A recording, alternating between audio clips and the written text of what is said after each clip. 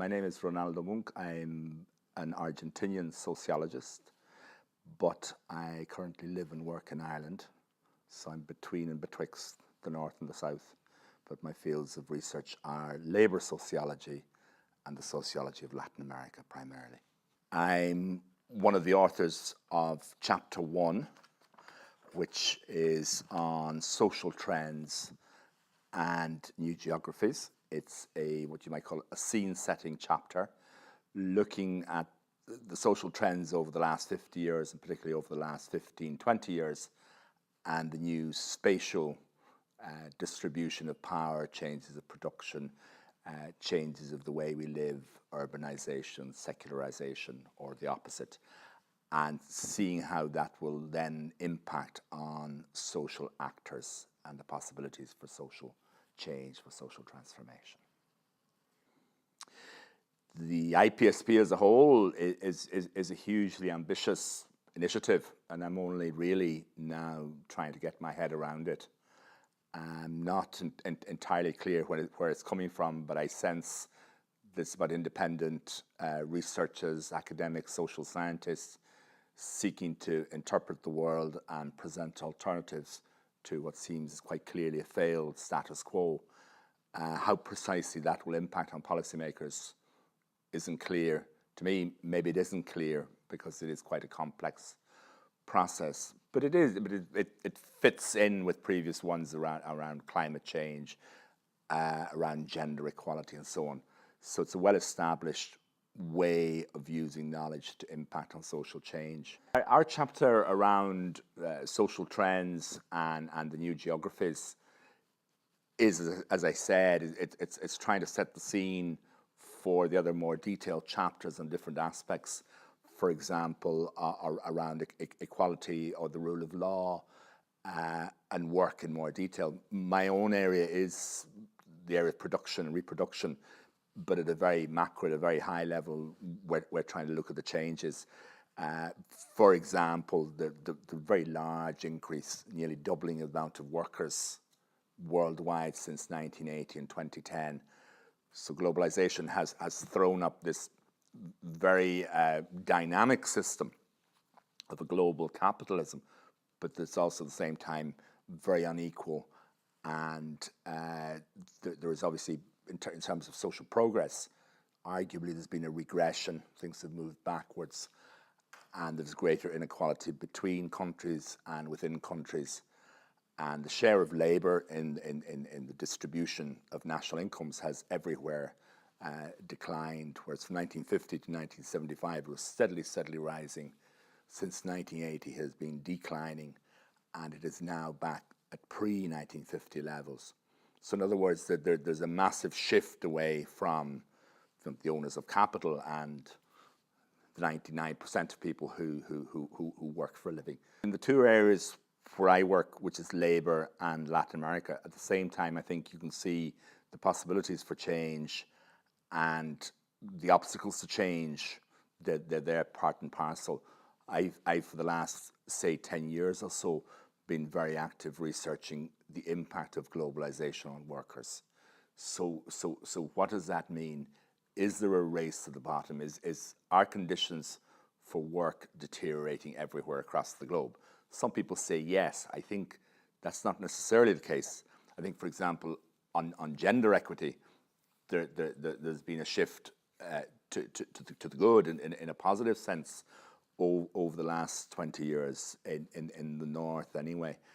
But in southern countries, there's also been this vast expansion of people in work, people in industry. Think of China, think of Brazil. Now, is this a good thing? Is this a bad thing? It's positive in terms of social change. It creates industrialization, creates new consumer markets, and it's a very dynamic system, for example, Brazil. But it's based on a very high level of exploitation, and it's based on, if you want, a disempowerment of people's ability to affect change, to affect meaningful change. The power holders are very powerful, and it's very hard, in a sense, to affect change. So I suppose that's the paradox there in terms of work. all things I've written, globalization and labor, would emphasize the positive potential through different forms of international trade unions, through national trade unions, through trade unions allying themselves with social movements, around environmental movements, around women's movements, around indigenous movements in Latin America, so that new ways of thinking are beginning to emerge. But it is a huge challenge. So I think overall, and our chapter really is framed around that. The paradox today overall is that you have a system which is very productive, very wealthy. There are a huge amount of resources, more than enough for everyone on the planet to live more or less adequately, and yet it's not happening. So it's that paradox between the possibilities for social progress and the way it's blocked by unequal distribution of power, unequal distribution of wealth, uneven distribution of life chances. Where you're born in the north or the south, that will impact hugely what prospects you might have. That on the labour side would be where I'm at. And I wrote a book called Globalization and Labour. Surprising title. Anyway, because it's on globalization and labour. On Latin America, a couple of years ago, I wrote a book called Rethinking Latin America. Why is Latin America important? It seems that from Latin America today, and really across the board, with the exception of Mexico and Colombia, you have new forms of government, new forms of social participation, with very interesting, if you want to call them social experiments happening, new ways of governing cities, new ways of recognizing indigenous rights, new ways of thinking about the environment. So in that sense, like it would be exaggerated to say that Latin America shows the future for the world. But I think in some ways, it is a continent that's under very intense social and political transformation. So in that sense, despite all of the problems, take Brazil. Brazil is still amongst the most unequal countries in the world. There's another paradox. One of the most unequal countries in the world in terms of distribution of wealth. And yet, it's the country where in the last 15 years, there has been the most progress in terms of addressing poverty. So there's an actual, been a reduction of poverty over the last 15 years through Bolsa Familia and all the various forms of social policy of approximately 30%.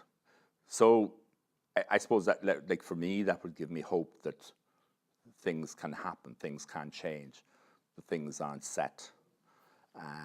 In the 1970s, we would have thought very much in terms of the system is monolithic, the system doesn't allow you to change.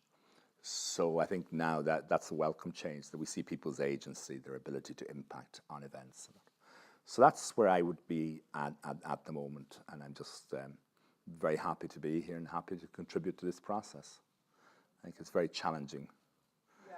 I'm surprised. No, I'm not. I'm pleasantly surprised by the atmosphere. There's great degree of cooperation, which sometimes academics aren't the best at. I didn't say that, but it's true, isn't it? Yeah. I think the most pressing issue in all areas, whether it's about work, whether it's about politics, whether it's about social policy, is gender equality. If you think of the one issue which could make a difference across the board, it would be gender equality. You'd actually seen a steady increase in measures towards gender equality up until around 1980, 1985, in terms of income distribution, political participation, and then it stalls. So some people call it the stalled revolution. So I mean that would be the area, regardless. That would be the issue, regardless of what area of research you're in. That would make a big difference. And I just think this is a very exciting and challenging process.